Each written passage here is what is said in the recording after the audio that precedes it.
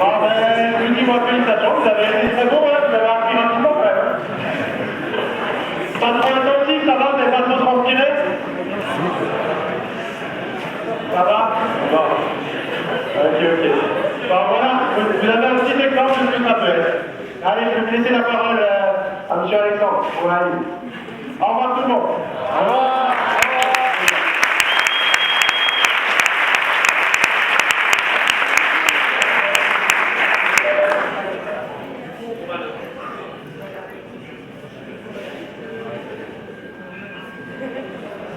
Oui, donc du coup, on va garder Gislain avec nous quand même sur les questions-réponses. On va profiter que le son soit bien pour, si vous avez des questions directement, soit à ligne sur vraiment le système de visio et tout, ou soit vraiment à Gislain sur tout ce qui est pédagogie et tout. Je pense que vous avez trouvé qu'il était doué là-dedans. Donc n'hésitez pas, Florian toujours au top. Est-ce que vous avez des questions du coup? Pareil, à poser à Gislain ou à Aline directement. Oui, Flo, s'il te plaît. Madame Boursier.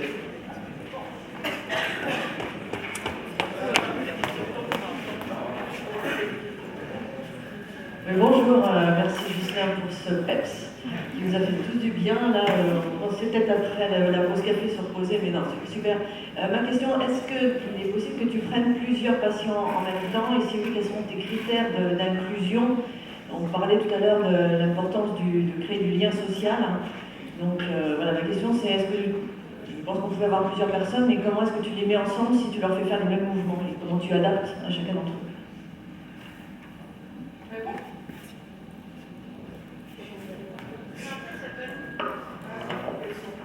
Je vais te répondre là.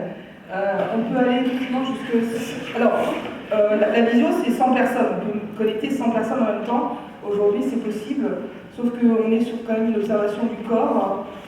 Et on a limité, nous, notre séparation de l'écran, parce qu'en fait, plus tu allonges, plus l'écran est séparé. On va jusque 6 sur des activités de technique de relaxation. Donc ça peut être yoga, pilates, enfin tout ça. Et jusque 4 pour des activités de renforcement musculaire ou cardio-training. Donc ce qui nous permet effectivement, en plus avec les capteurs qui sont associés, à avoir vraiment une sécurité maximum de la fréquence cardiaque, du degré de fatigue, de la récupération, et en même temps une bonne visibilité au niveau de l'observation. Et tout le monde se voit, tout le monde s'entend. On peut travailler beaucoup dans le transgénérationnel aussi, ça marche bien. Des personnes qui ont un cancer par exemple, et qui font des activités avec leurs petits-enfants qui sont éloignés. Donc voilà, c'est là où on remet de la cohésion sociale et du lien social pour des personnes effectivement qui ne se voient pas, qui sont un peu séparées dans toute la France. Et ça marche bien. Donc voilà, transgénérationnel, ou alors des activités physiques, après c'est la pédale différenciée, même si effectivement le niveau n'est pas le même, c'est comme dans un groupe, hein, on adapte exactement la séance de la même manière, avec des degrés, des niveaux et des variabilités donc de quantité ou de qualité d'exercice différents. Donc vraiment au niveau pédagogique, je pense qu'il faut des compétences pédagogiques plus importantes en visio que concrètement avec les personnes en face à face, en côte à côte. C'est vrai que là, on est toujours dans l'échange, il faut se positionner pour montrer aussi les exercices. Là, il faut vraiment des capacités pédagogiques vraiment très importantes. Oui.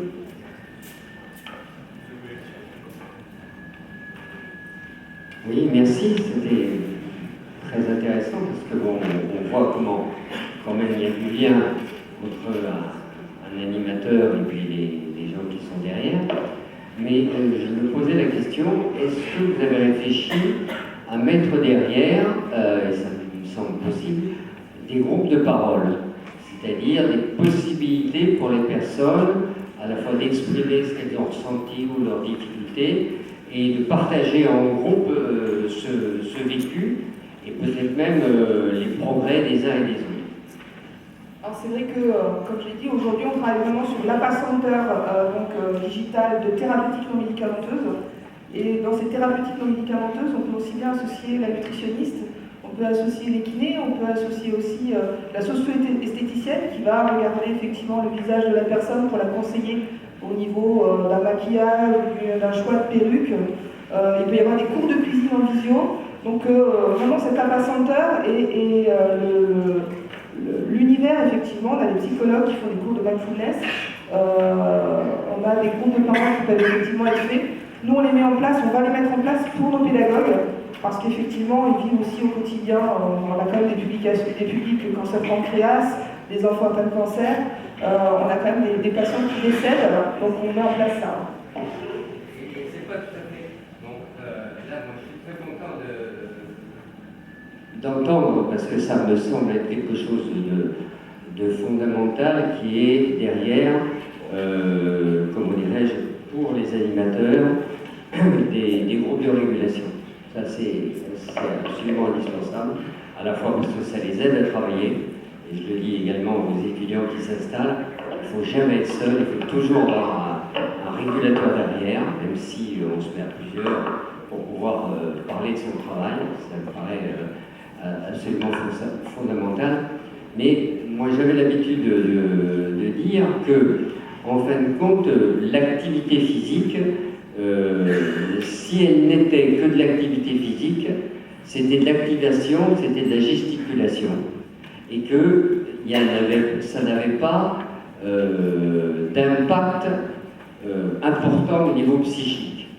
Et pour qu'il y ait un impact au niveau psychique, il faut passer, en fin de compte, du travail corporel à ce que les psychologues appellent un travail de mentalisation. Bon. Et c'est ce travail, ce passage de l'un à l'autre qui faisait que véritablement, ça mentalisait, ça percutait, ça permettait au sujet de prendre conscience de ce qu'il avait vécu, de ce que les autres vivaient, etc. Et c'est pour ça que je me posais la question, parce que ça me semble être possible, justement, au travers de cet échange, là, après, garder 5 minutes ou 10 minutes avec le groupe pour que chacun puisse dire « Ah ben ça, cet exercice m'a plu, ça, j'ai ressenti ceci, là, je me suis senti faire des progrès. » Ou quand quelqu'un dit « Bah là, j'ai pas suivi », que l'autre puisse dire aussi « Ben, moi, ça a été dur, et puis j'ai fait comme ça. » Voilà. Et je pense que c'est peut-être, mais c'est le côté du psychologue, c'est peut-être quelque chose qui peut se rajouter et apporter une dimension complémentaire, à la fois dans le lien. On va pas en dire, mais n'oublions pas, là, quand on le disait, l'être humain c'est un être de parole. Et là où une parole ne s'exprime pas, il y a quelque chose qui manque. D'accord ? Et à mon avis, on peut là, au travers d'échanges, 10 minutes, 5 minutes, mais à mon avis, c'est un travail peut-être auquel il faudrait... On y pense déjà parce que c'est mon sujet de thèse, c'est exactement celui-là, c'est les relations transférentielles dans la relation pédagogique. Donc en considérant qu'effectivement l'espace d'activité physique est un espace transitionnel, donc où quelque chose se joue entre l'apprenant et l'enseignant. Donc on est vraiment sur ces problématiques d'échange, de l'acte de parole, et ma maître Françoise Labridi m'a vraiment appris ça, et voilà. Donc on est vraiment sur cette problématique aussi.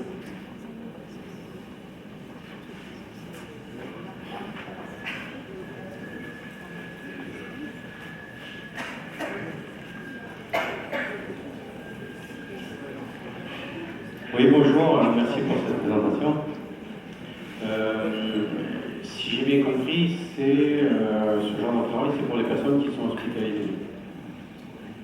Non, enfin, on peut intervenir avec des personnes en chambre isolée, en chambre stérile par cet outil-là, mais c'est surtout aussi pour l'accompagnement en dehors d'une institution. C'est-à-dire qu'une fois que la personne sort d'une institution, d'un centre d'éducation, on n'est pas, on ne sort pas beaucoup, mais en tout cas entre une hospitalisation ou un centre de rééducation, on fait cet accompagnement à distance pour continuer vraiment l'activité physique.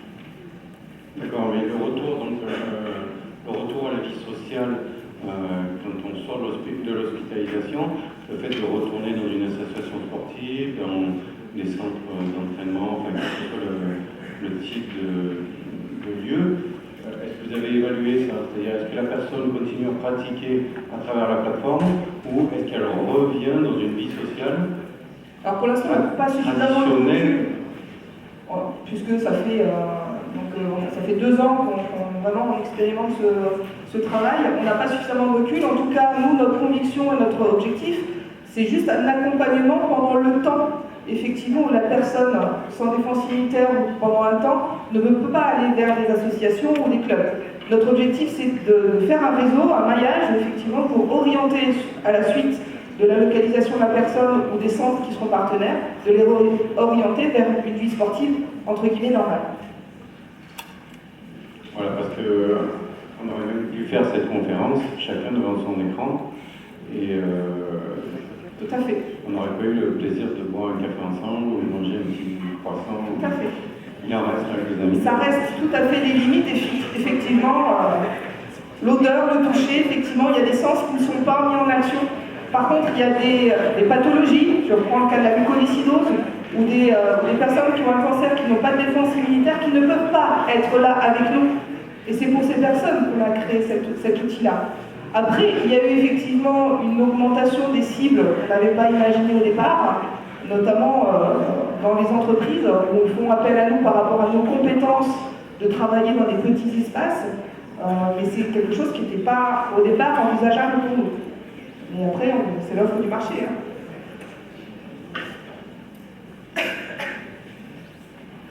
D'autres questions? Les questions vont pouvoir être abordées sur la table ronde qui va suivre. Donc peut-être garder il y en avait une. Dernière, voilà. Oui, bonjour. Question très courte, juste un peu matérielle pour un peu mettre les pieds dans le plat. Je rebondis sur ce que vous avez dit sur la prise en charge des personnes qui sortent de l'institution pour les mobiliser après. Je voulais savoir très tout simplement combien ça coûte, qui paye et la réelle plus-value d'une forme de prise en charge d'APA grâce aux nouvelles technologies. Quelle est la plus-value qu'apporte cette technologie-là par rapport à une prise en charge qui pourrait être plus traditionnelle et plus classique en activité physique adaptée, c'est-à-dire dans un lieu, dans une asso, voilà. Plus-value au niveau financier uniquement ou tout? Je sais pas, déjà, de manière globale. On va déjà répondre par l'intérêt d'un accompagnement, c'est-à-dire que effectivement, nous ce qu'on voit avant tout, c'est de pouvoir suivre et d'accompagner la personne sur du long cours, donc vraiment un suivi important, en l'aidant en tout cas à changer de comportement et d'aller plus facilement vers l'activité physique après à l'extérieur, puisque ça reste notre objectif. Sur le côté effectivement financier, entre un déplacement à domicile et un cours en visio, c'est clair que là il n'y a pas photo au niveau financier, on a des séances qui peuvent aller jusqu'à 5 €. Donc pour Rata, alors après c'est vrai que les prix sont très différents en fonction de la personne. On peut aller sur des cours à domicile entre 40 et 70 voire 80 €, voire même 100 € si on va sur une ville parisienne. C'est sûr qu'à côté de ça, ça fait des séances, s'il y a du collectif, jusqu'à 5 €. Donc ça permet effectivement de faire peut-être plus de séances. Voilà. Et pour répondre à la dernière question, je ne parle plus. Mais en gros, c'était Voilà, c'est au niveau économique, effectivement, et donc on est vraiment sur du B2B, c'est-à-dire que c'est des institutions aujourd'hui qui nous payent les heures pour des publics particuliers. Donc on a l'association Vaincre l'Amico, la Ligue contre le cancer, qui sont nos partenaires aujourd'hui, qui nous donnent un financement pour un nombre de patients, un nombre d'heures. Et aujourd'hui, le pratiquant ne paye rien. Alors c'est pas forcément très bien, puisqu'on a des personnes qui estiment que comme elles ne payent rien, on n'a pas besoin de prévenir qu'on ne vient pas à la séance, on n'a pas besoin de faire certaines choses qui sont de manière plutôt respectueuse d'une séance dans laquelle on ne vient pas. Donc le fait d'investir un petit peu le pratiquant à 1 ou 2 € peut être aussi un élément important pour permettre effectivement ce genre de choses. Voilà. Merci. Je pense qu'on va clôturer cette conférence sur cette dernière question. Déjà, merci Ghislain d'avoir amené ce dynamisme dans la matinée. On va pouvoir te dire au revoir. Et on va cet après-midi. Il sera au centre cet après-midi. Donc on va pouvoir applaudir Aline et Herminet pour cette conférence.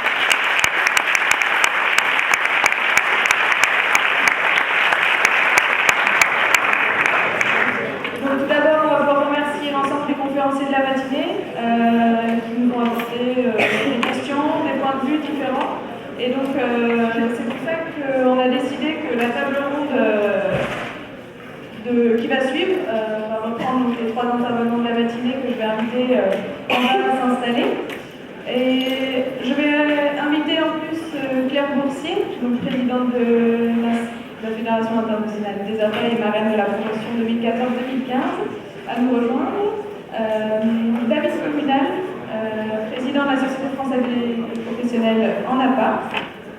Et Sylvain Pérez, maître de conférence de l'Université de Montpellier et directeur adjoint d'un centre. Installez-vous. Donc le thème de cette table ronde, c'est les innovations technologiques en APA, les avancées à nuancer ou à encourager. J'ai l'honneur d'inviter Jean-Claude Decotter à animer et à modérer cette table ronde. Donc je vais lui laisser la parole et on va pouvoir commencer.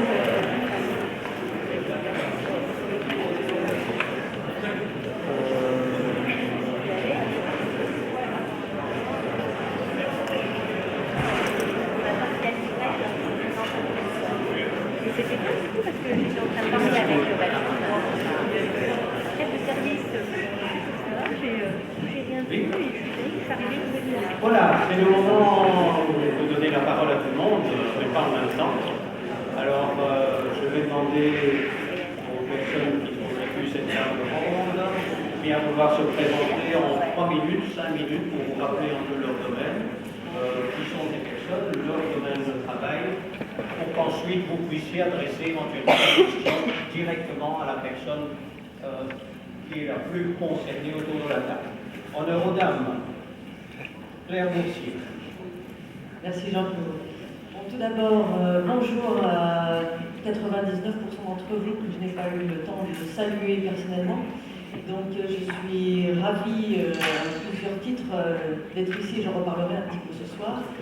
Donc je suis actuellement présidente de la Fédération internationale en activité physique adaptée. Je le mets au singulier parce que c'est un concept qui va se décliner en termes de programmes, en termes de recherche, en termes de ressources, en termes de partage, etc. Et donc, à ce titre-là, on travaille, et comme le disait Jean-Claude en introduction, pour faire le lien entre les problématiques de terrain, le système D qui s'est développé pour permettre des adaptations pédagogiques, didactiques auprès des personnes en situation de handicap, et relayé par la recherche qui permet de développer des nouvelles technologies qui vont être adaptées aux objectifs de la pratique qui sont très différentes selon le parcours de la personne, selon sa volonté d'aller vers la compétition, vers le sport de loisir, ou vers la rééducation, etc. Donc au niveau de l'IFAPA, on cherche vraiment à faire un maillage entre les professionnels, les personnes en situation de handicap, ou les personnes qui ont des besoins spécifiques, les chercheurs, et les personnes qui développent ces ressources qui peuvent être totalement hors champ de l'activité physique adaptée. Comme on l'a dit, on travaille avec les ingénieurs, on travaille avec les ergonomes, on travaille avec les médecins. Et c'est ce maillage vraiment lié au niveau de la recherche avec ces applications sur le terrain qui nous semble être important à développer, non seulement au niveau local, comme vous le faites très bien, notamment sur Montpellier, vous êtes des pionniers dans plein de domaines, mais aussi au niveau européen. Là, on a la chance d'avoir des financements qui permettent, au niveau de la recherche, des programmes de formation et des échanges, même entre sportifs et pratiquants de manière très importante. On est très enviés par nos collègues des autres régions du monde, mais aussi de développer du partage de bonnes pratiques, du partage de recherche au niveau international. Je crois qu'on n'a pas besoin toujours de réinventer le monde. C'est ensemble et avec ce partage qu'on peut avancer. Donc, moi, mon propos sera sur l'importance de baser les pratiques pédagogiques que l'on propose aux personnes que nous accompagnons sur la recherche, mais en interaction avec les praticiens.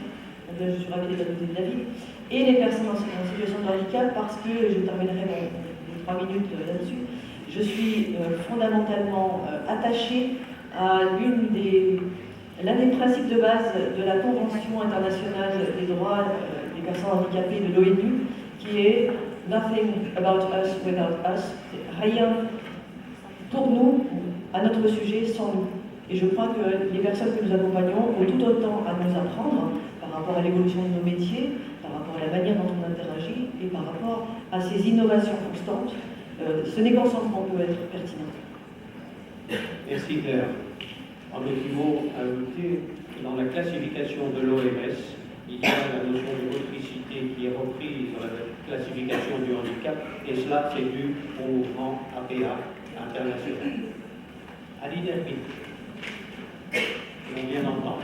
Je vais aller un peu plus vite puisqu'effectivement on vient de m'entendre, donc je ne vais pas lasser. Donc Aline Herminé, je suis professionnelle en activité physique adaptée depuis 1991. Donc j'ai commencé ma carrière au CHU de Nancy en développant une démarche clinique analytique en activité physique adaptée naturellement, mais auprès d'enfants et d'adolescents atteints d'un cancer. Et puis après on s'est développé au niveau des adultes sur les greffes de moelle osseuse. Donc c'est vrai que ça m'a permis effectivement de développer une démarche dans des petits espaces et de l'étendre comme on l'a vu tout à l'heure avec cette caméra, cette visioconférence qui aujourd'hui nous permet de toucher des gens qui effectivement n'ont pas accès aujourd'hui encore à l'activité physique. J'ai créé une société donc il y a 3 ans maintenant, on a commencé à 3, on est aujourd'hui 15 avec 4 docteurs, 8 ingénieurs en activité physique adaptée naturellement. Et ce qui nous permet d'avoir un gros développement en recherche et développement, donc justement pour rebondir un petit peu sur ce que disait Claire. Aujourd'hui, la recherche en activité physique adaptée, c'est bien. Aujourd'hui, on a démontré effectivement l'intérêt de mettre en place des programmes d'activité physique adaptée. Et aujourd'hui, on essaye de les évaluer, de voir un petit peu quel effet ça a sur différents publics, tout en gardant vraiment en tête notre action première qui est d'être pédagogue avant tout. Et voilà, donc cette société aujourd'hui marche bien voilà, c'est juste pour entreprendre autrement, c'est une nouvelle voie au niveau de l'activité physique adaptée. C'est vrai qu'on est souvent associatif, on est souvent sur des rémunérations associatives ou conventions collectives un petit peu difficiles. Voilà, j'ai créé la société pour changer un peu tout ça et je pense que je ne me suis pas pour l'instant trompée. Merci. David Cominal. Bonjour à tous, merci aux organisateurs de nous avoir invités, merci pour cette organisation. Alors quand je dis nous, c'est parce qu'aujourd'hui je représente la Société française des professionnels en activité physique adaptée, en étant moi-même enseignant en APA de terrain, mais je ne suis pas là pour me représenter et parler de moi, mais essayer de représenter au mieux les intérêts de la Société française des professionnels en activité physique adaptée. Le problème, c'est que, c'est pas un problème, hein, on est aujourd'hui plus d'1 millier maintenant d'adhérents au niveau de l'association. Donc ça veut dire que c'est représenté beaucoup de monde qui sont des adhérents sur l'ensemble du territoire français, dont Tom inclus. Donc ça c'est une bonne représentation. On a des problématiques du terrain qui apparaissent partout, tous les jours. On essaie de voir comment accompagner tout le monde. Aujourd'hui, un outil qui va apparaître, alors on l'attend effectivement, mais on vous promet quelque chose pour d'ici très peu de temps. C'est le référentiel métier qui devrait nous aider à y voir un petit peu plus clair pour justement les démarches professionnelles et nous permettre d'être mieux identifiés. Et par rapport à ça, il y a aussi, alors ce matin, M. Deligny a précisé qu'il y a une dynamique nationale. Je vous rassure, la SFP APA est bien présente à côté donc, de la C3D, de la FAPA qui est présentée, mais il y a aussi l'IFAPA qui est présente et l'ANOSTAPS aussi. Donc il n'y a pas que les universitaires qui y sont, mais on a été aussi associé à ces universitaires pour représenter les APA au niveau national en tant que professionnels de terrain. Puisqu'on a notre mot à dire aussi sur ça. Il y a plein de choses qui ont été soulevées ce matin par rapport à l'utilisation des nouvelles technologies au service des APA ou pour les APA, ou il y a plein de choses qui peuvent être utilisées autour du titre. On peut rediscuter pas mal autour du titre aussi qui était proposé, parce que innovation, technologie, on pourrait dissocier tout ça et voir que l'innovation c'est pas d'aujourd'hui, ça fait partie de notre métier. Les technologies, il y en a beaucoup. Aline en parlait tout à l'heure, soit on va créer des nouvelles technologies, soit on va exploiter justement ces nouvelles technologies, mais je pense que ça va être le sujet des débats à venir.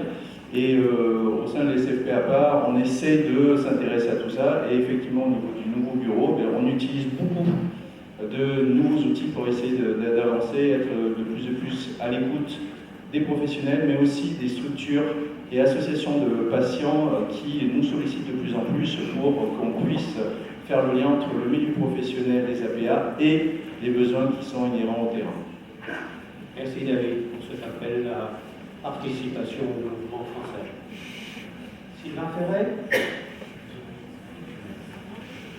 Oui, donc Sylvain Ferrez, directeur adjoint de l'équipe santé, éducation, situation de handicap, dans laquelle on développe deux axes de recherche sur laquelle la question des technologies, des nouvelles technologies, je me méfie des mots parce que quand on dit nouveau aujourd'hui, et notamment dans le domaine des technologies, ça oblige à se mettre à jour assez rapidement. Et on s'aperçoit qu'on est vite un petit peu en retard. Donc, déjà le concept de nouvelles technologies me questionne, en tout cas en tant qu'étiquette sociale. Toujours est-il que dans les deux axes de laboratoire qu'on développe, un sur les effets des politiques publiques en matière de santé, de handicap, sur les processus, sur les identités et les dynamiques sociales, et un autre sur les mobilisations collectives pour transformer le champ des activités physiques et sportives. Donc un plus lié, on va dire, aux dynamiques de mobilisation des personnes, handisport, l'histoire d'handisport, l'histoire de la fédération du sport adapté, et dans l'autre sens, un plus lié aux transformations des politiques de santé publique et à la manière dont sont prises en charge les personnes et les effets que ça peut produire sur leurs identités ou sur leur trajectoire sociale. On rencontre la question des technologies de manière centrale. Pas comme quelque chose qui serait à vanter, à ne pas vanter, sur lequel il faudrait qu'on statue. Nous, on est sociologue, hein. On ne décrète pas, on n'est pas en position d'avoir des avis sur ces questions-là, mais en tout cas comme des choses qui produisent des enjeux et des effets qui nous intéressent. J'aurais tendance à dire qu'on rencontre les technologies à plusieurs niveaux, et je trouve qu'il serait bien de les dissocier dans les discussions qu'on peut avoir si on veut être précis. Il y a la question de l'appareillage et on va dire, la technologisation des personnes. D'ailleurs, qui peut aller de l'appareillage sur des principes biomécaniques, maintenant jusqu'à l'intervention sur les personnes, sur la génétique, le génome, ou l'utilisation des puces mises sous la peau, etc. Ça, c'est un niveau qui est un premier niveau qui me semble important parce qu'il est important historiquement, il a produit des effets extrêmement importants, ne serait-ce que dans l'accès à la mobilité, avec les progrès des fauteuils, si on commence par là, mais qui produit aujourd'hui tout un tas de nouvelles questions qui s'enchaînent les unes les autres au fur et à mesure qu'apparaissent des toujours nouvelles et toujours plus nouvelles technologies. Il y a un deuxième niveau qui me semble important et qu'on rencontre assez régulièrement, qui est, et on en a discuté un peu indirectement à travers l'exemple de Skype, qui est plutôt l'aménagement, non pas qui touche à l'appareillage des personnes, mais au travail sur les environnements. La transformation des environnements, non seulement modifie les situations de handicap, mais produit des situations de handicap ou de participation sociale nouvelles. Je donne un exemple, l'hypertechnologisation et la multiplication de l'information sur les écrans met en situation de handicap toute une population qui est de plus en plus délaissée par les recherches, qui est la population qui a des déficiences intellectuelles. Un déficient intellectuel aujourd'hui, si on prend le concept de situation de handicap qui a été utilisé, est plus en situation de handicap qu'il y a une cinquantaine d'années où il ne, on va dire, naviguait pas dans un univers où les questions de la gestion de l'information étaient une question absolument centrale pour pouvoir exister, participer socialement et avoir accès à un certain nombre de choses. Troisième niveau qui me semble n'a pas été... Je vous demandais d'être correct. Je vous donne les deux derniers points, appareillage, aménagement des environnements sociaux et question de l'accessibilité, outillage de l'intervention. Qu'est-ce que c'est les outils de l'intervention qui ne touchent pas le corps mais qui sont des accompagnements à l'intervention, des outils de mesure, des outils d'évaluation. Et puis le dernier niveau qui me semble très important et qui n'a pas été aussi discuté, c'est l'innovation pharmaceutique. Parce que je crois qu'aujourd'hui, l'un des pans d'innovation les plus importants pour le domaine de la santé et des APA est celui de l'utilisation et de l'innovation en termes pharmaceutiques et médicamenteux, qui crée des modalités de gestion, des modalités de gestion et d'action sur les populations tout à fait nouveaux. Donc, voilà. Merci. Les nouvelles technologies, ce sont celles de demain. C'est ça. Les connaissez, vous ? Et l'œil du sociologue pourra répondre aux questions éventuellement en sociologie. Monsieur Talon. Guillaume Talon. Mais je me suis déjà présenté tout à l'heure, je vais juste faire un bref récapitulatif sur mon parcours, de sorte que peut-être il y aura des questions différemment, et puis pour laisser le plus de temps possible aux interactions avec la salle. Je rebondis juste sur l'intervention tout à l'heure de David Communal. Il y a 1000 adhérents à la SFPAPA. On est bien 200, 250 dans cet amphi. J'espère que tous ceux qui sont ici sont adhérents. Voilà, on en profite pour faire de la pub. Et aussi parce que c'est important pour la société, mais aussi pour vous, d'être porteur et de vouloir représenter ces valeurs-là. Sinon, pour ma présentation, donc, je suis actuellement en post-doctorat sur ce que j'ai présenté tout à l'heure. Avant, j'ai fait une thèse où c'était de la technologie, un peu moins de l'information et de la communication, puisque en fait, j'ai coordonné un programme hospitalier de recherche clinique sur l'influence de plateformes oscillantes. C'était dans la lignée de tout ce qui était PowerPlate, etc. Mais cette fois-ci adapté chez la personne âgée, puisque vous l'avez compris, je suis un peu plus spécialisé chez les personnes âgées. Voilà. Merci. Monsieur Christophe Carayan. Oui, je vais être aussi court, puisque je suis intervenu tout à l'heure. Juste sur le parcours, on a apporté tout à l'heure. Effectivement, j'ai fait du sport en e-sport, je faisais de l'athlétisme en demi-fond, dans la catégorie des déficients visuels. Et sinon, pour le parcours, ça fait 15 ans que je suis professeur de sport à la Fédération française d'e-sport, dépendant du ministère Jeunesse et Sport, donc placé auprès de cette fédération-là, avec des missions qui ont été, en tout cas pour les dernières, basées sur tout ce qui était compétitif pendant 4 ans, et qui aujourd'hui est tourné sur le côté ressources, qu'elles soient humaines, financières ou documentaires, ou formalisation. Et c'est à ça qu'on se rapproche un peu du travail que peut faire Claire Boursier. Et sinon, par rapport à tous les intervenants qui sont autour de moi, je me sens un peu léger parce que j'ai absolument pas fait l'ISTAPS, toutes ces belles études. J'étais comptable à la base, j'ai fait des études de comptabilité. Et pour le côté fédération des sports, on est beaucoup aujourd'hui sur l'empirisme et l'intuitisme, le côté intuitif des choses. On travaille beaucoup avec le ressenti des athlètes, on travaille beaucoup sur les essais-erreurs, mais on n'est pas assez d'ailleurs à mon groupe, mais on n'est pas du tout sur des notions de recherche. C'est un segment qu'aujourd'hui dans ce sport. Merci, monsieur. La parole est à vous. Une première question, toujours la plus difficile.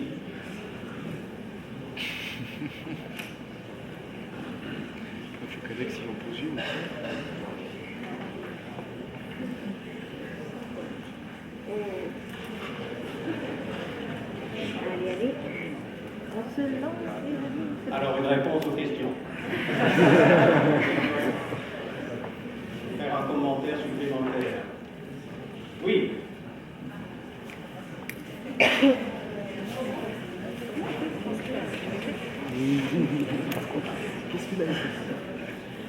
Bonjour, merci pour vos présentations. J'ai une question pour Guillaume Talon. Je voudrais rebondir par rapport aux craintes qu'avait M. Vautrin par rapport à la présentation de Mme Herbinet. Je me demandais que dans un contexte de réadaptation, vous avez parlé aussi des feedbacks. Je me disais que l'environnement extérieur est quand même assez riche au niveau des afférences sensorielles. Et je me demandais si justement il ne fallait pas nuancer et adapter un programme, parce que quelque chose qui tourne que autour d'un environnement 2D face à un écran, est-ce que c'est pas problématique par rapport à la plasticité qui est consistante et durable? Est-ce que la personne n'est pas désadaptée à son environnement ensuite?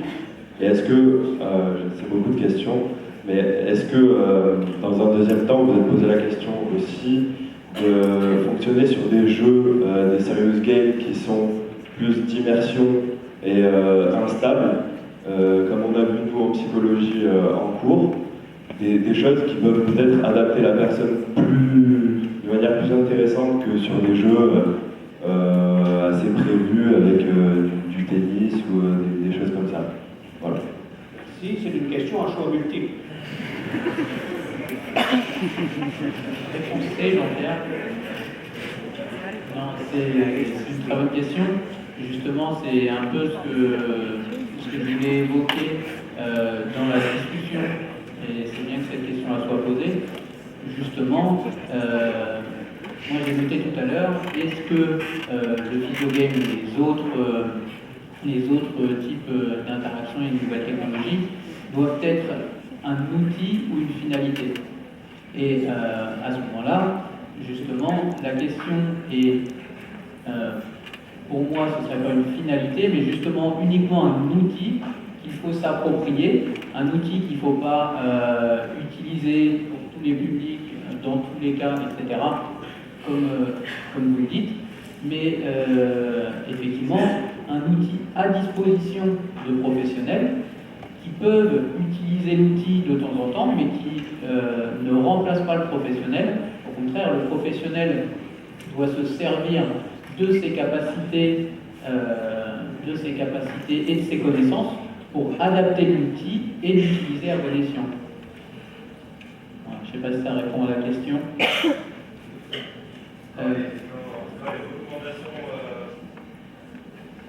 Quand vous avez fait des études là-dessus et des validations, voilà, il y aura des recommandations avec des programmes, justement, avec cette nuance-là entre le physio-game et l'interaction réelle, on va dire. Enfin, vous allez sortir des études là-dessus, incessamment sous peu, c'est ça? Alors, on a fait des demandes de financement, oui, justement pour comparer différents types d'interventions, physiogame versus un programme d'APA plus classique. Dans tous les cas, quel qu'il en soit, s'il y a des recommandations qui sont faites, c'est un peu comme prescrire 30 minutes d'activité physique, c'est quelque chose de très global. Et heureusement qu'il y a des professionnels derrière, des enseignants en APA, puisque 30 minutes d'activité physique, ça ne va pas être les mêmes 30 minutes, soit avec une personne âgée, ou avec un enfant ayant une leucémie, etc. Donc je pense qu'il faut vraiment voir ces nouvelles technologies comme un outil mis à disposition, et justement peut-être intégrer dans les modules de formation et développer des compétences. Tout à l'heure, Aline disait que Ghislain fait preuve de pédagogie et que ça aide encore et que ça entretient et que ça permet de développer d'autant plus la pédagogie que quand on est en face à face. C'est tout à fait ça. Il faut que l'outil soit utilisé à bon escient et en fait qu'il serve juste à retransmettre les compétences professionnelles de l'enseignant en APA.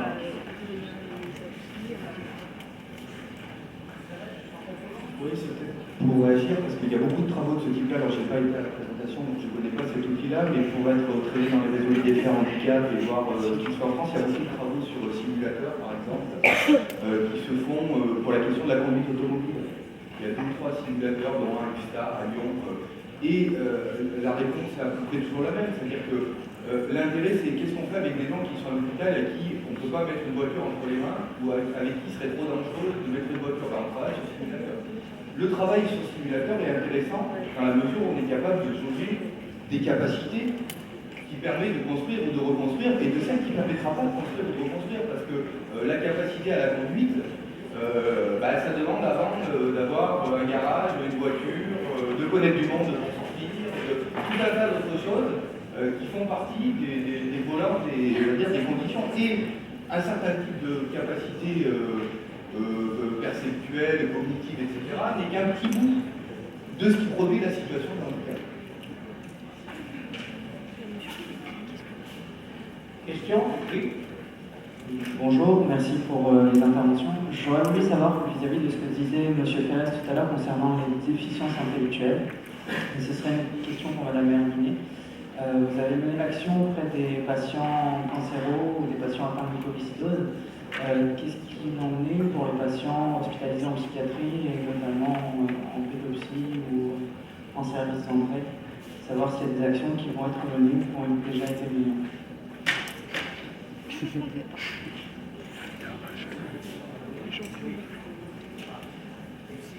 Merci de cette question. Et effectivement, on entame un très gros protocole international sur la schizophrénie.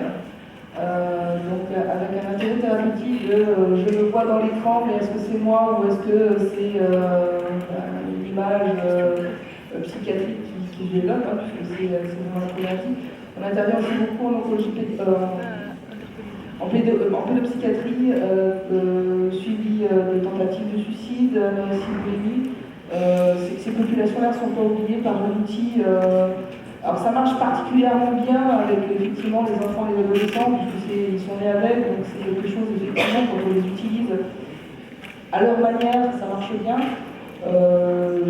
Voilà, l'étude commence sur la schizophrénie avec une grosse collaboration avec la base Normandie, notamment l'ICERN et la faculté du sport de Caen. Donc je peux vous en dire un peu plus. On commence vraiment là les expérimentations. En tout cas, l'étude clinique va commencer. Mais c'est des questions effectivement qui nous interrogent et qu'on a envie effectivement d'avancer au niveau d'une prise en charge déjà à distance, qui n'est pas facile, sachant qu'on a fait quand même la première étude de marché qui nous permet de voir qu'il y a 80% quand même de personnes schizophrènes. Personnes schizophrènes, c'est 40% de la population nationale, qui sont connectées et qui ont un écran qui permet en tout cas de faire ces cours à distance. Donc voilà, dans 3 ans, je pourrais vous en dire un peu plus. On est vraiment au début du protocole. La question ne portait pas sur la déficience intellectuelle. Particulièrement sur la psychiatrie. Ok, merci. Oui, moi je trouve ce congrès très, très intéressant parce que, voyant l'évolution des APA depuis 1982, dans cette maison en tout cas, je mesure l'évolution et les progrès qui ont été réalisés. Premièrement, en 82, l'idée était d'intervenir sur des personnes présentant des handicaps physiques et puis des perturbations psychologiques. Et aujourd'hui, on voit que c'est quelque chose qui touche des populations extrêmement différentes, de la population, disons, sans pathologie, jusqu'à des pathologies nouvelles qui apparaissent, des pathologies chroniques. Et donc, je trouve que ce qui est d'abord très important, c'est le mot innovation. C'est-à-dire que les enseignants en APA sont obligés aujourd'hui, de par la différenciation des populations, d'inventer des dispositifs constamment. Parce que ceux qu'on avait auparavant, ils ne marchent plus avec des gens qui ont 20 ans ou qui ont des maladies chroniques, etc. Donc il y a le mot innovation, et ça me paraît une des caractéristiques et une des forces justement des enseignants en APA qui ont toujours inventé et qui ont toujours imposé en fin de compte aux institutions, d'accord, des formes nouvelles de dispositifs. Et ça, je trouve ça formidable. Merci Jean. Attends, ce qui m'inquiète quand même, c'est le mot technologie. Parce que technologie, autant moi je l'entends comme quelque chose d'intéressant, comme un médiateur. Je conçois très bien qu'on crée des programmes pour le développement cognitif, etc. Mais je vois aussi une tendance qui est en train de se mettre en place. Je reçois des mails, bien que je sois hors course, comme tout le monde, et je vois une société à Montpellier, dont je ne donnerai pas le nom, mais qui vient de recevoir un prix international, qui travaille avec l'Institut du cerveau, etc., et qui développe justement des logiciels pour le développement cognitif, les malades d'Alzheimer, etc. Et je vois apparaître des prescriptions, c'est-à-dire presque une obligation avec vente dans les EHPAD, nous sommes d'accord, et pression sur les professionnels, kinésithérapeutes, profs de gym, etc., de dire il faut utiliser ce logiciel. Bon. Et je pense que ça sera justement aux professionnels sur le terrain de dire pourquoi pas, si je considère que pour cette personne, c'est le meilleur médiateur. Hein? Or, on voit aujourd'hui apparaître non pas cet état d'esprit en disant essayez, parce qu'on pourrait dire qu'en clinique, en effet, on doit trouver le meilleur dispositif ou la meilleure technique d'intervention auprès de la personne concernée. C'est la même chose en psychologie. Pour des gens, il faut faire une psychanalyse. Pour d'autres personnes, c'est une technique qui est complètement obsolète. Nous sommes d'accord? Et c'est au médecin de dire, ben pour vous, en fonction de votre choix, etc. Et ça sera le rôle du futur enseignant qu'on n'a pas à s'opposer justement à cette prescription qui est sous couvert de la scientifique en disant on a démontré qu'on fait tel progrès sur l'Alzheimer et que c'est comme ça qu'il faut intervenir en EHPAD. Et ça me paraît être de notre métier. Je vais rebondir sur ce que tu dis. Le mot-clé qui m'intéresse beaucoup ici, c'est l'innovation. Celui qui me dérange un peu plus, c'est la technologie, ça dépend ce qu'on met derrière. Et la technologie avance tellement vite, se développe dans tellement de champs, qu'il faudrait absolument avoir une formation continuelle et très étendue, qui est quasiment impossible. Et à tel point qu'au niveau de l'INSHEA, là où je travaille, nous avons l'Observatoire des ressources numériques adaptées. Et on est constamment en train de travailler à l'adaptation des nouvelles ressources numériques ou des nouvelles ressources technologiques pour s'ajuster à des besoins qui évoluent et des personnes. Donc ça, c'est déjà une première limite, c'est quelle est l'utilisation et l'ajustement que l'on fait de technologies qui sont éventuellement quelquefois élaborées par des équipes qui n'ont pas travaillé avec les personnes avec lesquelles on travaille. Donc toujours, pour moi, danger. En revanche, innovation et créativité, là, je crois que c'est le cœur du métier des professionnels en activité physique adaptée. On est tous confrontés à des MacGyver quelque part. Et ayant beaucoup travaillé au niveau étranger, avec des collègues étrangers qui sont dans des situations où il n'y a pas accès à des fauteuils super high-tech, à des ordinateurs, etc., il y a des pratiques qui se développent et qui ont des effets tout à fait similaires, mais qui le font avec d'autres moyens du bord.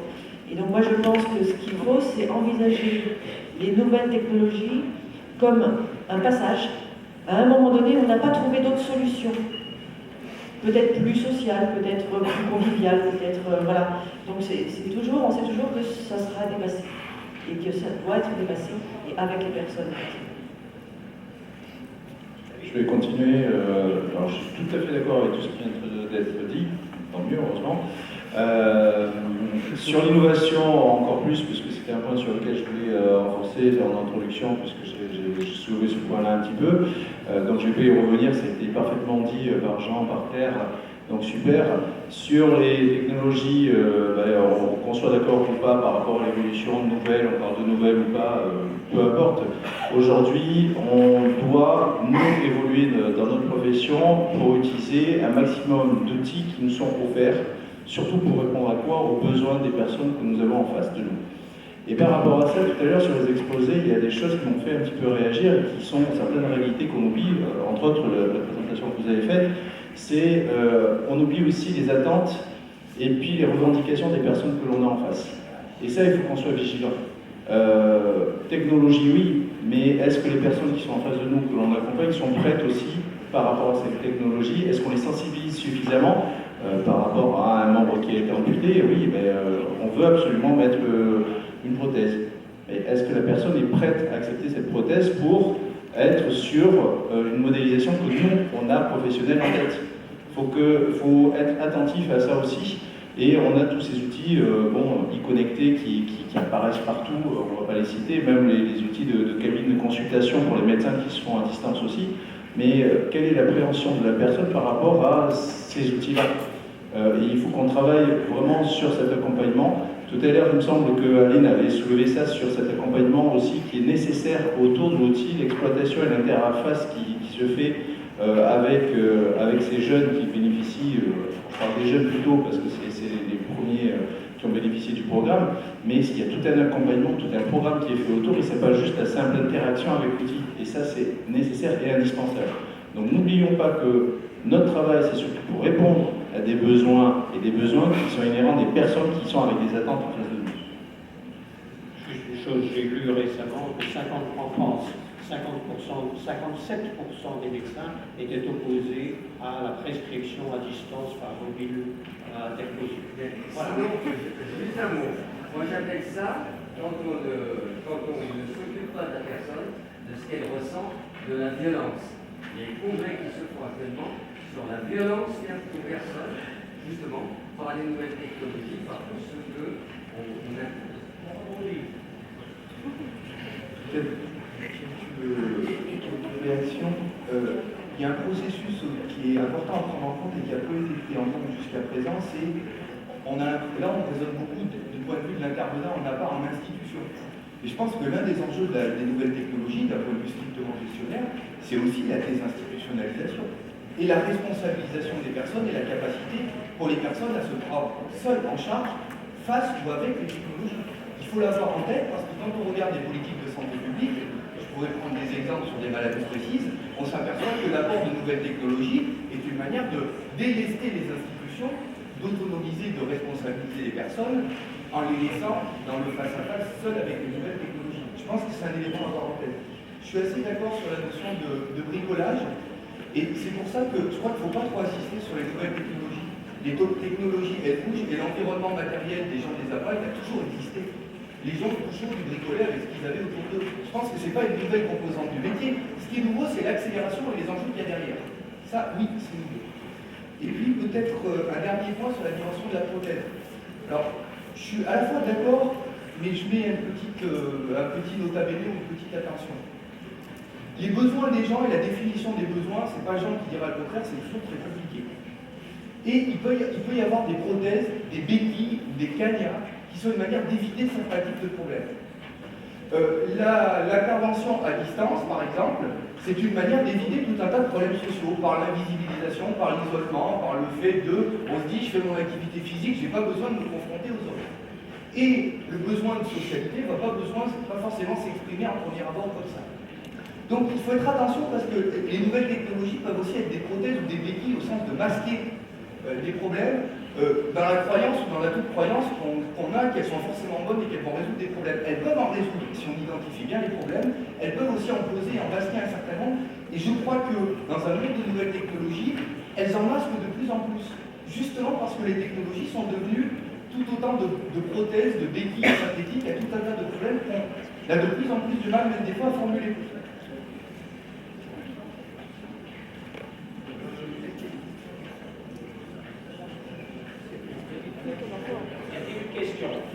Oui. Une question. La question en attente. Monsieur Carayon va réagir tout de suite peut-être sur la prothèse. Non, c'était pas sur la prothèse. En fait, j'avais une question. Je préfère qu'il pose la question à la salle. Je la poserai tout à l'heure. D'accord. Bonjour. Merci déjà pour l'organisation de la journée. Et moi, je me pose une question par rapport à la thématique qui a été choisie. Des compétences effectivement qu'on doit faire acquérir à nos étudiants qui sont des futurs enseignants en activité physique adaptée. Et effectivement, la question qu'on se pose toujours, c'est de dire qu'un enseignant, c'est aussi bien en même temps un bricoleur et en même temps un ingénieur. Il doit y avoir les deux. Hein? Si vous pouvez écarter un peu le micro. D'accord. Là, ça va? Oui. Ne l'avalez pas.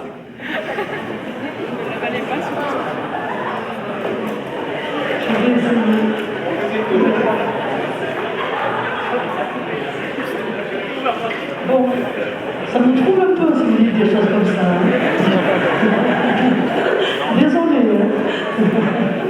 Mais bon, je vais mettre ça sur le compte, c'est pas grave. Alors, la question que je voulais poser, c'était une question qui a été posée, notamment, qui a été soulevée par Aline Herminet, qui était aussi est-ce que l'innovation technologique n'oblige pas aussi à se questionner sur l'innovation pédagogique? Et parce que, effectivement, quand on parle de compétences, l'un ne peut pas aller sans l'autre. Et moi, je me pose une question, alors là, je vais provoquer volontairement, c'est que, pour moi, l'innovation technologique, telle que je l'ai vue là, semble réduire, en fait, l'innovation pédagogique. Je vais m'expliquer. Hein. Là, par exemple, dans les activités qui sont proposées, on se limite à des activités de reproduction de forme, où on réussit pas. Il faut se poser la question, mais je sais qu'il faut bien avancer sur quelque chose, hein, c'est pas du tout négatif ce que je voulais dire, mais il y a d'autres types effectivement de pédagogie qui sont vraiment intéressantes, la pédagogie de la découverte, on met en place des projets, on cherche des stratégies ensemble, etc. Et du coup, j'aimerais quand même qu'on se questionne là-dessus sur est-ce qu'on ne va pas limiter le type d'activité, est-ce qu'on ne va pas limiter le type de pédagogie, hein, avec l'utilisation de ces démonstrations, reproduction de forme. Merci.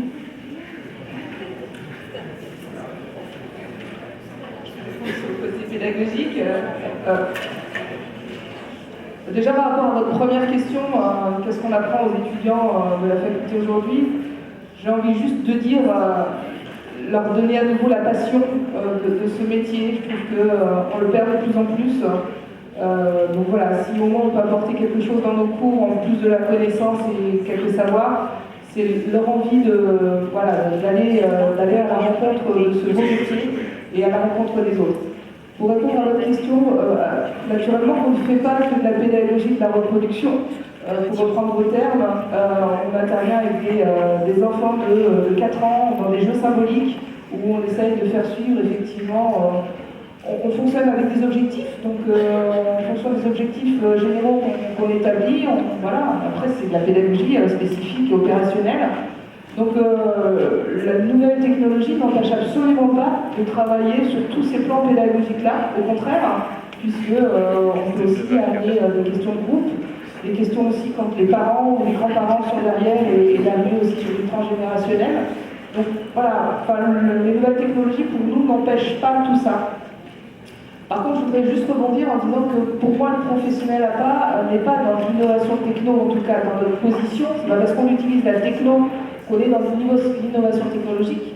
J'appelle ça l'innovation sociale, c'est-à-dire répondre à un besoin nouveau par une solution nouvelle. Aujourd'hui, vous l'avez bien dit, on désinstitutionnalise beaucoup, les temps d'hospitalisation sont réduits, on fait beaucoup d'ambulatoires, l'hospitalisation à domicile.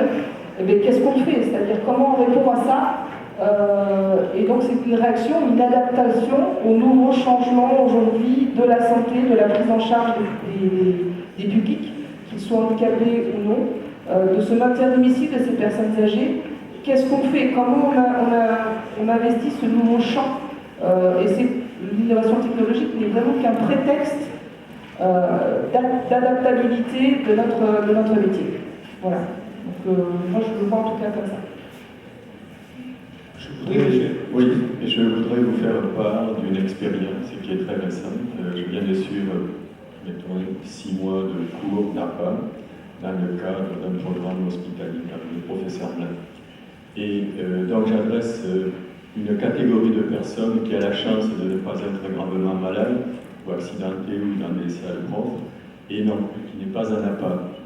Et ça va être une classe de population qui va augmenter puisque la population de la France vieillit. Et donc, dans le cadre d'une politique globale de santé, voilà un peu ce à quoi j'imaginais que les cours pourraient devenir des cours collectifs. Il ne s'agit pas de cours individuels, où l'apport des technologies pourrait se faire sous la forme d'adaptation de ce que l'on appelle la motion capture. Effectivement, quand vous atteignez l'âge de 75 ans, que vous voyez un jeune de 25 ans qui vous fait une démo, vous avez de la peine à analyser les gestes qu'il vous faut faire pour reproduire exactement la posture qui vous est demandée. Et la motion capture s'adapte parfaitement justement à cet apprentissage individuel du participant. Vous connaissez tous la motion capture, et ce que l'on peut voir, votre silhouette sur l'écran qui se rapproche de plus en plus d'une ligne idéale qui serait formée. Ça, c'est la première chose.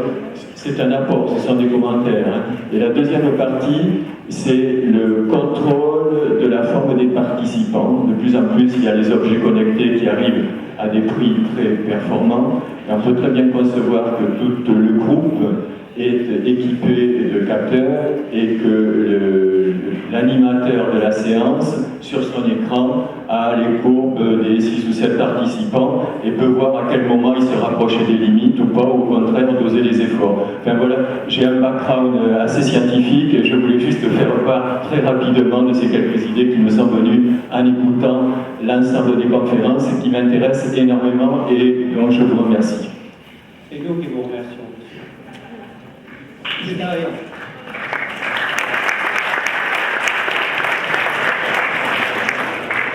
Je voulais juste rebondir tout à l'heure à la question sur le... Bon, je suis absolument pas dans le monde de avant, mais en tout cas, ça m'est appelé de la question de savoir à quoi vous deviez être formé pour l'avenir. J'avais envie de prendre pour exemple tout à l'heure l'exemple de l'évolution qu'il y avait eu entre les stades de 1982 et ceux de 2015 pour dire que je ne crois pas que ce soit sur des connaissances de nouvelles technologies que va se fonder votre métier, mais plutôt si on vous apprend à être intelligent, à être réactif, à avoir du système D, parce que vous allez vous retrouver de toute façon constante face à des nouvelles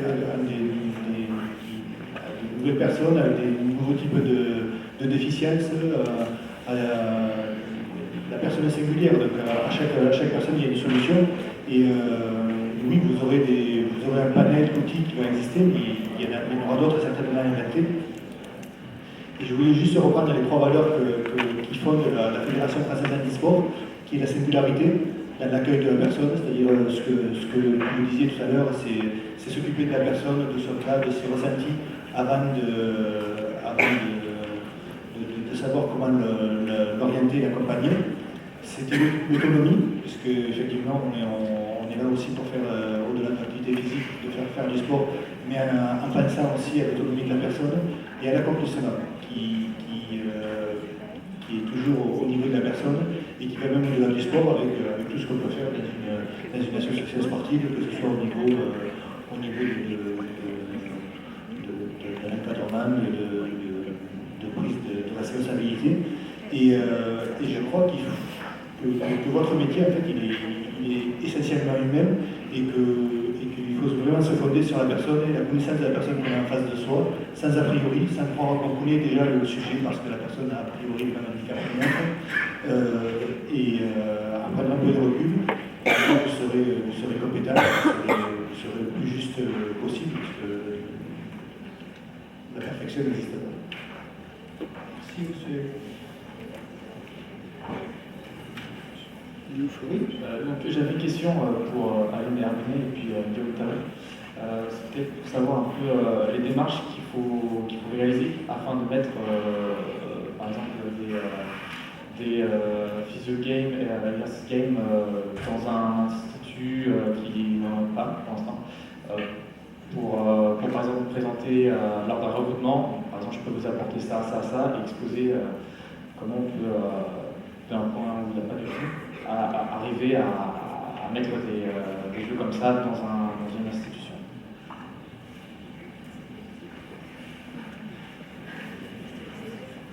Alors derrière tout ça, c'est des solutions commerciales qui sont commercialisées par des entreprises. Moi, je travaille sur la recherche et donc sur l'adaptation justement de tout, comment développer des nouveaux jeux qui soient adaptés à des publics. Et aujourd'hui, on réfléchit sur l'utilisation de ces outils. Je pense que ce qui ressort des différentes interventions, c'est qu'on est vraiment sur l'utilisation de l'outil. Ça ne doit pas être... on a une personne qui peut l'utiliser en autonomie, mais on est sur cette relation humaine et utiliser différentes méthodes, que ce soit ce que Aline a présenté, dans des cas bien spécifiques parce que la personne a besoin d'être isolée, parce que la personne, ça peut l'aider suite à un programme de réhabilitation à commencer à se prendre en charge toute seule ou en parallèle, et puis au fur et à mesure à retourner dans des associations quand elle le pourra, comme ça a été dit. Voilà. Donc, pour la mise en place, en soi, dans les institutions, il y a des produits, et après, pour le développement de produits, il faut se rapprocher des différentes sociétés, pour ceux qui ont des idées, s'il y a des gens qui voudraient créer quelque chose parce qu'ils ont une pathologie bien spécifique et qu'ils se disent que ça pourrait les aider. On est à l'écoute au contraire de la recherche et développement tout ci-dessous, justement pour être à l'écoute et répondre à un besoin des personnes avant tout.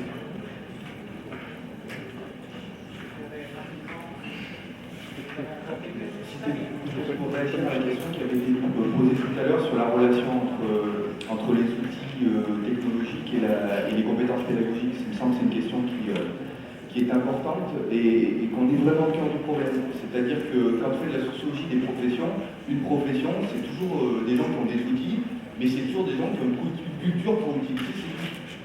Il ne suffit pas d'avoir une boîte à outils pour être un maçon. Un maçon, s'il a une boîte à outils, mais qu'il n'y a pas une formation à ces outils, s'il n'y a pas un usage de ces outils, qui se transmet par la formation des maçons, mais aussi professionnellement, par une culture professionnelle, il est débordé par ces outils et il en fait n'importe quoi. Et là, je pense que c'est vraiment, et donc la question de l'information et de la formation pédagogique se pose, c'est-à-dire quels sont les principes de base d'utilisation des outils, quelles sont les variables d'adaptation sur lesquelles on joue, quelle est la compréhension et quels sont les outils de compréhension du public qu'on a, dont on dispose, quels sont les outils de lecture de la situation, qui font que je considère qu'en visioconférence, j'ai suffisamment d'informations pour pouvoir intervenir avec ce public-là et qu'il ne me faut pas avoir le rictus de la personne, une larme pour décider d'arrêter la séance, autant d'éléments que je ne pourrais pas avoir par cet outil de communication-là. Si je considère que je ne l'ai pas, professionnellement, je ne dois pas utiliser cet outil. Sinon, je fais une faute professionnelle.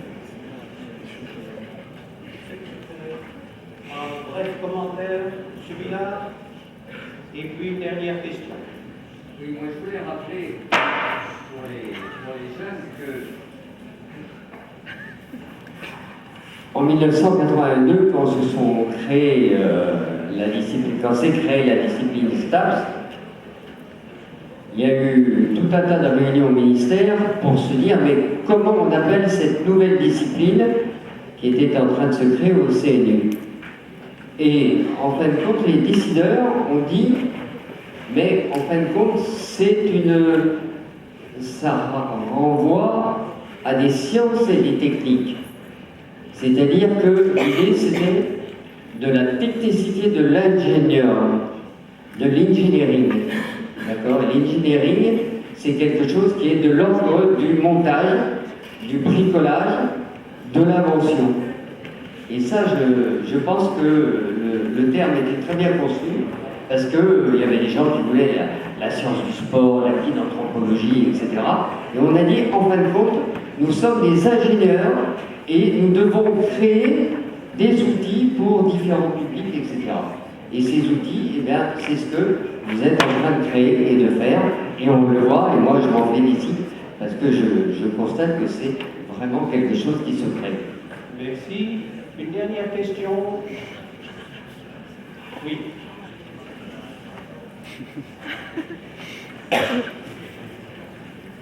En fait, moi, c'était plus une remarque pour rebondir sur ce que disait M. Ferrez. J'ai la sensation, en fait, que actuellement tous les outils technologiques dont on dispose, alors moi, je vais parler de choses dans le cadre des maladies chroniques. En fait, un des objectifs de l'enseignant en APA dans le cadre de ces pathologies, c'est de favoriser l'autonomie de pratique des patients, pour qu'ils n'aient presque plus besoin de nous à la sortie. Et en fait, j'ai la sensation qu'avec ces outils, ils deviennent complètement dépendants. Alors moi, j'ai l'exemple, je travaille avec des gens qui ont leur programme d'activité physique sur une clé USB, et à chaque début de séance, ils doivent charger leur séance sur une borne. Si la borne est en panne, c'est la catastrophe, ils sont incapables de faire leur activité physique par eux-mêmes. Et alors, je n'ai pas le pavé dans la main, tout ça, mais pareil, il suffit que la connexion Internet soit coupée pour une journée. La personne, est-ce qu'elle va faire sa séance? On ne sait pas. Donc, je trouve tous ces outils vraiment super. Maintenant, attention aux dérives commerciales, parce que tous les promoteurs nous convainquent d'acheter le super logiciel qui va nous permettre de faire pratiquer les patients, etc. Mais attention à nous de ne pas les rendre complètement dépendants à ces outils. Voilà. Merci. Ce n'est pas une question, c'est un commentaire. Ah, oui, voilà. Merci beaucoup. M. Barbin, pour la dernière.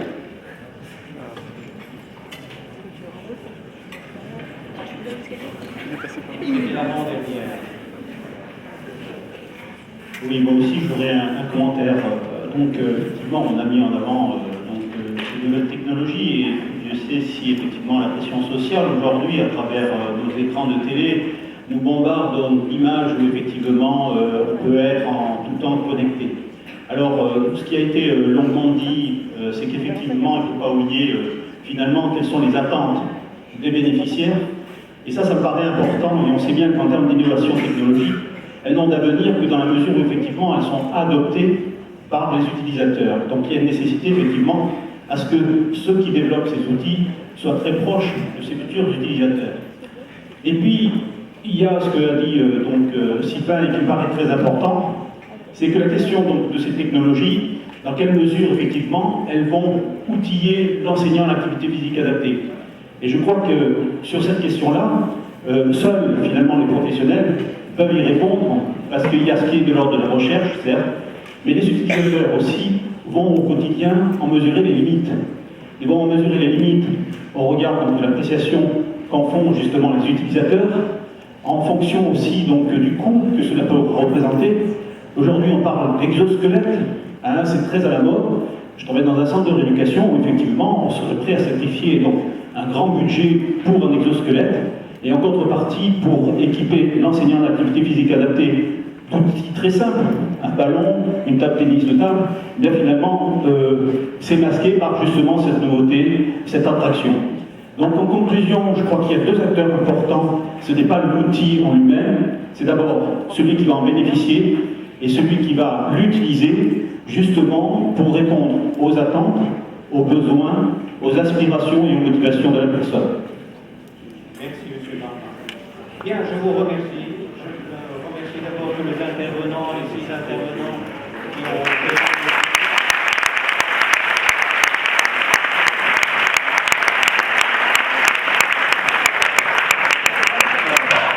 Merci à tous ceux qui ont fait des commentaires, qui ont posé des questions. S'il y a des questions rentrées, je suis persuadé que les intervenants sont prêts à y répondre à la chose. Je reviens au micro. Avant de commencer, je vous propose une synthèse de la matinée avec Alain Barret, responsable du département de l'Université de Montpellier.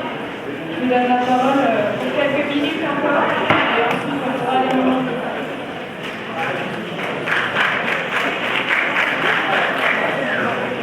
Bien. Alors je vais essayer, faire une synthèse, c'est quelque chose d'extrêmement compliqué, parce que retenir toute la richesse des échanges, c'est quelque chose de quasiment impossible. Alors je prierai à tous les intervenants et à toutes les personnes qui ont posé des questions de bien vouloir m'excuser si par hasard il y a des choses qui paraissent à telle ou telle personne importantes. La première chose qu'on doit retenir de cette matinée, c'est quelque chose qui nous paraît presque évident maintenant, et pourtant c'est quelque chose auquel on ne doit pas s'habituer, c'est que la matinale commençait par l'accueil du président de l'université, du doyen, et je vous garantis, pour m'être baladé à pas mal d'endroits en France, avoir comme ça systématiquement un président de l'université qui se déplace pour témoigner de l'importance qu'il accorde à ces journées, eh bien c'est quelque chose qui est très très important. Et je crois aussi que toute l'équipe qui a organisé ces journées sait et connaît les difficultés financières qui étaient à l'origine de la tenue de ces journées. Et je crois que l'université a encore montré qu'elle était capable de répondre présente, et je voudrais l'en remercier très sincèrement. Le deuxième élément, c'est le rôle structurant du département APA qui a été relevé par le doyen. Je ne reviendrai pas dessus, mais je voudrais à la fois remercier tous les collègues et également tous les étudiants qui participent, et au-delà tous les professionnels qui participent à ce rayonnement. Nous avons eu ensuite l'introduction de Jean-Claude de Potter, qui a rappelé toute la course. Je dis la course parce que je trouve que c'est un peu ça qui s'est passé. Toute la course qui a été réalisée dans le champ de l'activité physique adaptée, et qui a essayé un peu de nous poser les grandes questions qu'il espérait recevoir des réponses. C'était, est-ce que les technologies, c'est quelque chose qui comble les déficits? Est-ce que la technologie influence l'enseignement? Et vous voyez que par rapport à ça, il y a un certain nombre de questions qui ont été posées et qui a rappelé l'importance du marché mondial de la technologie.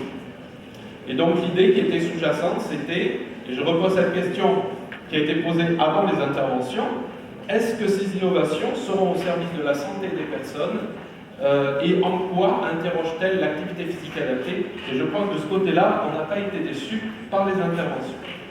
Alors ensuite, nous avons Guillaume Talon qui a essayé de nous présenter un certain nombre de concepts. Et il a montré, et je trouve que c'est quelque chose qui était très intéressant, la différence qu'il y avait entre les exergames et les physiogames, pour parler bien francophone. Et en fait, il a essayé surtout de montrer quelque chose qui a été redit par d'autres intervenants, c'est qu'à chaque fois qu'il y avait une technologie qui apparaissait, elle pouvait être porteuse de bénéfices ou de risques. Alors, il avait cité les tendinites du coude qui apportaient un certain nombre d'exergames, et je crois qu'on pourrait développer tout ça. Aline nous a présenté les grandes innovations technologiques du siècle des Lumières qui ont conduit petit à petit à une sédentarité qui représente un véritable danger pour la santé des personnes, et je crois qu'on a bien là quelque chose qui nous permet de relativiser, en tout cas de ne pas aborder le problème de la technologie avec un regard trop naïf, mais plutôt avec un regard critique, mais critique dans le bon sens, c'est-à-dire discerner ce qui est positif ou négatif dans toute approche. Donc on a eu la présentation d'un certain nombre d'éléments, et je crois que ce que j'ai essayé de retenir, c'est que sur les jeux sérieux, eh bien, le but c'était d'utiliser une technologie pour essayer de répondre à un besoin spécifique d'une personne, et que tout de suite, la technologie était questionnée comme un outil, et je crois que c'est quelque chose qui est tout à fait important, de toujours positionner la technologie comme un outil et non pas comme une fin en soi. Il y a des professions pour lesquelles l'innovation est une nécessité, une fin en soi. Nous, on est plutôt au niveau de l'intervention, et je crois que la technologie doit être un outil, et on doit apprendre à s'en servir au mieux. Alors, il y a aussi en filigrane des choses qui ont été présentées et qui semblent montrer aussi que la technologie, ça a été abordé en filigrane, mais pas de manière absolument explicite. Et il ne faut pas oublier que les technologies peuvent aussi rendre visible ce qui ne l'est pas. C'est-à-dire donner à une personne qui apprend, ou qui est dans une phase d'apprentissage ou de rééducation, de lui donner des informations dont elle ne peut pas disposer de manière concrète. Et là, dans ce cas-là, la technologie, évidemment, joue un rôle extrêmement important. Nous avons eu ensuite la présentation de Christophe Carayon, qui a essayé tout de suite de mettre en perspective l'innovation, en montrant qu'elle était capable de révolutionner la performance, mais qu'elle faisait apparaître aussi des risques nouveaux. Et on retrouvait là cette espèce de dialectique qu'il y avait entre technologie, n'est pas forcément un synonyme d'amélioration, mais en tout cas, c'est toujours un synonyme de nouveaux défis et de nouvelles nécessités de maîtrise. Alors on a essayé de regarder aussi à travers cette présentation le fait, enfin moi c'est surtout ce que j'en ai retenu, c'était la façon dont la technologie était capable de complètement modifier le rapport de la personne à la performance, était capable de re-questionner la notion même de performance, et était capable de questionner également la position de la personne déficiente au sein d'une société en la reconfrontant à une normalité réelle ou supposée. Et je trouve que les notions qui amènent la performance de haut niveau posent des questions absolument redoutables auxquelles il est quasiment impossible de donner une réponse toute fine, enfin en tout cas toute finalisée. Mais en tout cas, je crois que ce sont des questions que l'on doit aborder avec beaucoup de courage, parce qu'elles requestionnent tout simplement la place de la normalité, de la déficience et de l'intégration au sein de la société. Et elles montrent aussi que la technologie peut parfois, paradoxalement, compliquer ce rapport qui est déjà loin d'être simple au départ. Ensuite, Aline Herminet nous a présenté donc un projet extrêmement intéressant. Coup de chapeau à la fois pour elle et pour Ghislain, avoir réussi à faire lever un amphi entier et arriver à ne pas parler d'activité physique sans en faire un peu, je trouve que c'est absolument extraordinaire. J'ai vu qu'il y avait des vidéos qui avaient été réalisées. À mon avis, il y en a qui vont doucement rigoler. J'ai peut-être juste un regret. C'est dommage de ne pas avoir fait ça au départ. Ça m'aurait amusé de voir notre président d'université danser la zone. Voilà. Donc, là encore, réflexion sur les technologies. Elle a très bien montré que la technologie en soi n'était pas obligatoirement positive et que toute technologie permettait de voir apparaître des comportements à risque. On peut parler de la sédentarité, on peut aussi parler des gens qui continuent à textoter pendant qu'ils traversent les routes, et même regarder si des voitures arrivent. Donc vous voyez ce que je veux dire. En clair, la technologie n'est pas bonne ou mauvaise en soi, on peut en faire un usage adapté ou non pertinent, c'est le propre d'un outil. Elle insistait sur le fait que la technologie devait être utilisée pour l'individu, et ça c'est quelque chose de très très intéressant, et elle a posé la question du sens, de la socialisation, de l'autonomie. Et je vois que dans la table ronde, la notion de l'autonomie est quelque chose qui a été ressouligné. La table ronde a vu apparaître un certain nombre de thèmes, et il y en a un que j'ai trouvé évidemment en tant que formateur tout à fait intéressant, c'est celui de la place de l'innovation, et en quoi l'innovation non seulement questionne les pratiques, mais aussi en quoi elle questionne la position des gens qui forment les professionnels. Et je dois reconnaître que j'étais assez en phase avec ce qui était dit. Notre rôle n'est pas de former des ingénieurs, on doit former par contre des gens qui sont capables d'utiliser les technologies, et à ce titre-là, l'abord de la technologie dans la formation des étudiants STAPS est quelque chose que l'on doit absolument affronter, et là encore, il n'y a pas de réponse toute faite. En tout cas, je crois qu'il est toujours important de se rappeler quel est le cœur de métier. Notre cœur de métier est l'intervention, mais comme tout intervenant, on peut être amené à utiliser des technologies, donc autant les connaître et être capable de s'en servir.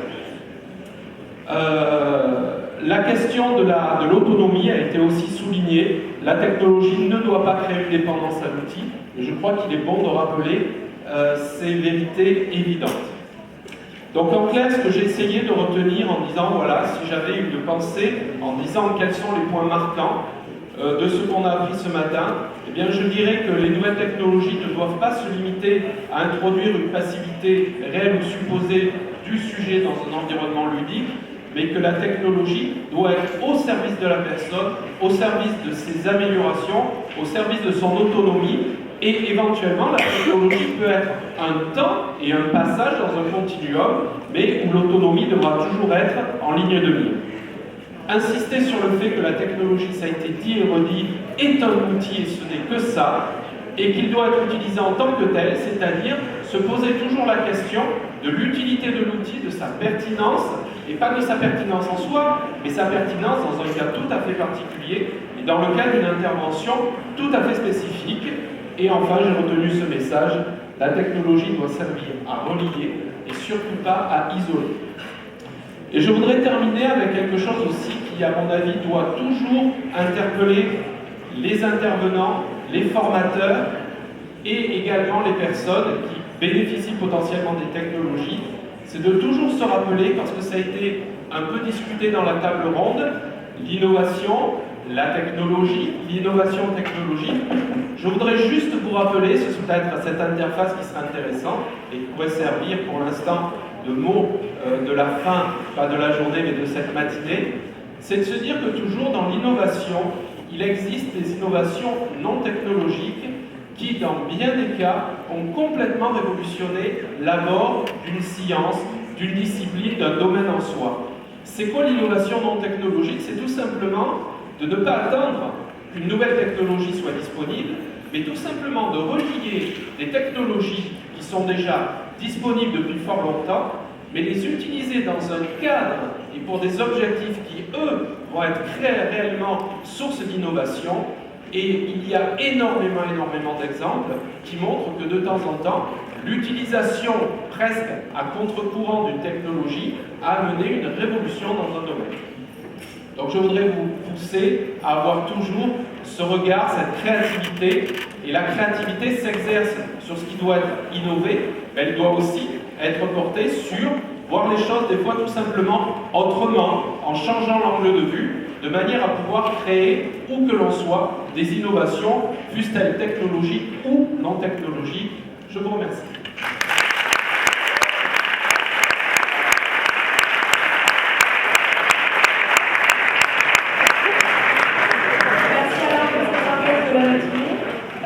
Merci à tous les interventions de la matinée aussi pour leur pertinence